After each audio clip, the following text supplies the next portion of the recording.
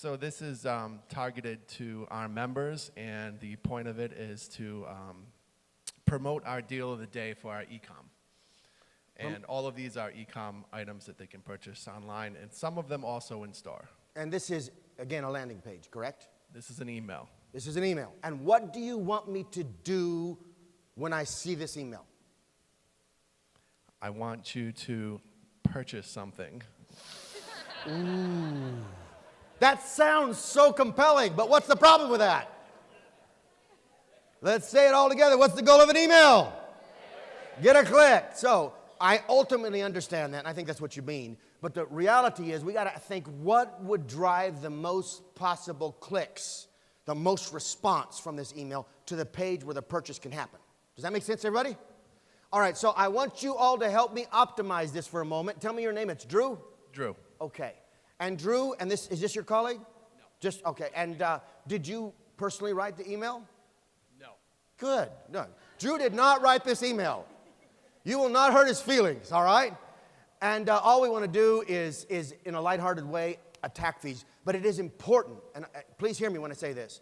I'm empathetic as colleagues with you, but right now my job is to be empathetic with the customer, with the prospect. And the prospect is a jaded person who doesn't want to read the 77 new marketing messages a day that they're constantly receiving, on top of all the spam in their inbox and other nonsense. How many of you found that you recently inherited a lot of money from somebody in Nigeria? All right.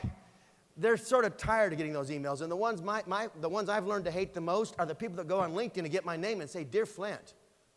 And they talk to me like they're my long-lost friend. How are you going to build trust with me when you start out by lying? It's wrong. So let's look at this for a second, and I'm going to ask you to quickly give me one change that you would make, but this time you're going to add, remove, change, and you're going to do so, excuse me. You'd have thought I was out at a party or something last night. Yeah, dancing. No, I was definitely not dancing. All right, are you ready? Let's go to the top. And as fast as we can, somebody give me a change you'd make. And remember, keep writing down transferable principles, things that you can apply in your own business, all right? What's a change? Right there, yes. There's no call to action in the top. Cool, all right. Somebody else. Remove the links across the top because they take you off the page. Well, I think there's another reason to remove them. They look like a landing page. I can't tell the difference. Don't send landing pages into the inbox. Send a message that's connected to the person, that feels relational. All right? Somebody else. What's another change you make? Remove the price and just leave the incentive. That's an interesting proposition. It creates suspense done right. It could hurt you done wrong, but executed right, it might drive a result. It's a good idea to test. Yes. Remove 80% of the what? 80% of the length, okay? All right, somebody else. Hurry, hurry, hurry. Yes, Brandon.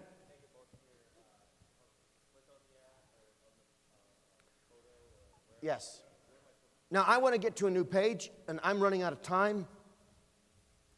So I'm going to go fast with that. It's a good point. You're right, Brandon. All right? So I'm coming back here where I can see it with you, and I need to illustrate a point. Can I get you to stand up just for a moment, please? And I need somebody across the aisle. Could you stand up for a moment, please? And then I need maybe somebody looking at that page right about here. Could I get you to stand up? All right. I mean, for those of you that sat on the inside, you had to do a scientific test in the keynote. Do you remember that? Drinking Coke and then drinking Coke. And in Vegas, when I say Coke, I mean cola. All right, so I have 3 of you up, and just for an exercise, would you all start talking to me at the same time? You're laughing at me. That just makes me feel bad. All right, now hold on a second. How many of you know that when this occurs, your attention gets divided, and thus the impact of the messaging gets divided? So on the one side, it says deal of the day, but it says it in a subject instead of a predicate. It calls it something, but it doesn't help me know what I should do about the something. And on the opposite side of the page, you're the deal of the day, and you are BJ's, which is the brand, but the brand is in the same color as the deal of the day. It has a check just like that, and it feels like I have to understand both, that they're tightly connected. It's also on the wrong side of the page from where I expect a brand. And in the back, you see that 929? That's you, Lana, and I knew your name. I knew it instantly because your name tag's facing me. And all right.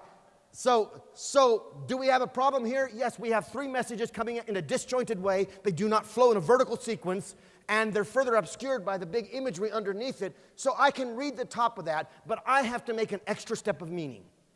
Like, if you're going to leave the long email, and it may or may not need to be tested, it might perform, but you need to tell me that you can scan this email quickly to discover 47 amazing opportunities to do X. Do you follow me? Nobody's talking to me. You're just talking at me. That's the most important. You can sit down. Can we give them a hand, please? It may not seem hard to stand up, but if you weren't at the party last night, you'd understand. That was very hard work for these ladies. All right, so what do we learn from this? Do not talk at them, talk to them.